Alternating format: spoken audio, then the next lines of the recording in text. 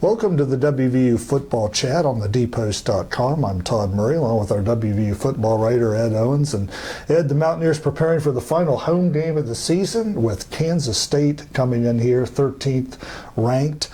And they have, it seems like we're talking about this most weeks, a dual threat quarterback that the defense will have to deal with this week. Yeah, another challenge for the Mountaineers. Senior quarterback Jake Waters for Kansas State is kind of a do-everything guy for the Wildcats. He's as proficient on the ground as he is through the air and really doing a lot of good things for Kansas State right now.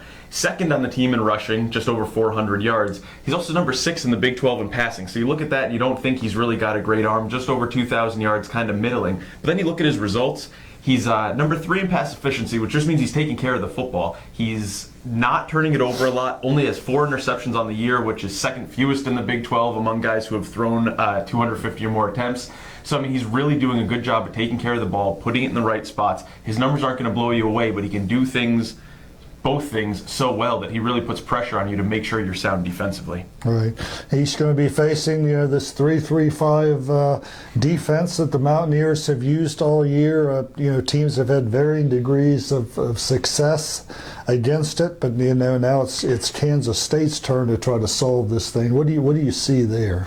Yeah, absolutely. Kansas State head coach Bill Snyder earlier this week, he was on the Big 12 conference call and said one of the challenges with West Virginia is preparing for that 3-3-5. He said you never really see it, which is true. It's more of a unique defense, so teams that aren't used to seeing it really have a harder time prepping for it. Talked to Tony Gibson this week, Dana Holgorsen as well. It's not a gimmick defense for them, though. I mean, they like its versatility. They like what it allows them to do. They like that in the Big 12, it kind of allows them to play those spread offenses a little better.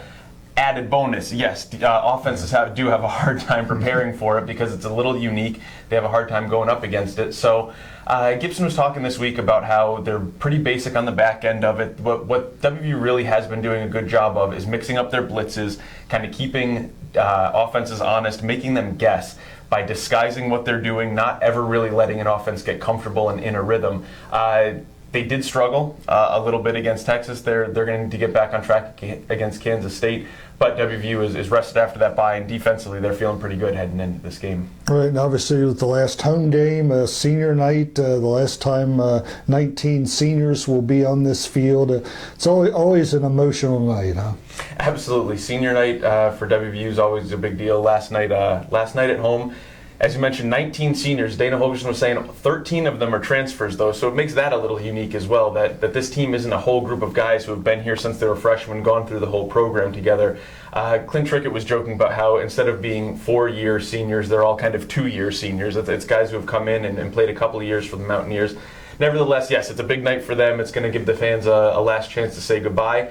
But as Holgorsen pointed out, it's the first of 3 senior nights. He said you get this one at home, you're going to get the next one a week from now at Iowa State, and then you're going to get the bowl game, which he called their true senior night. So a lot of chances for people to say goodbye and kind of have their last moment, last home game, last road game, last bowl game. And what Dana chalked it up to is really whatever motivation you can use to get these guys to play well, do it. So expect them to come out inspired and kind of fired up. They've got another top 15 team coming in, as you mentioned, in number 13, Kansas State. It's going to be their senior night. They're coming off a tough loss. They've had the bye to think about it. So I think you can look for a pretty emotionally charged atmosphere Thursday night. All right, we'll see how it all plays out. Ed, thanks for your time. And please continue to follow our WVU football coverage on the dpost.com.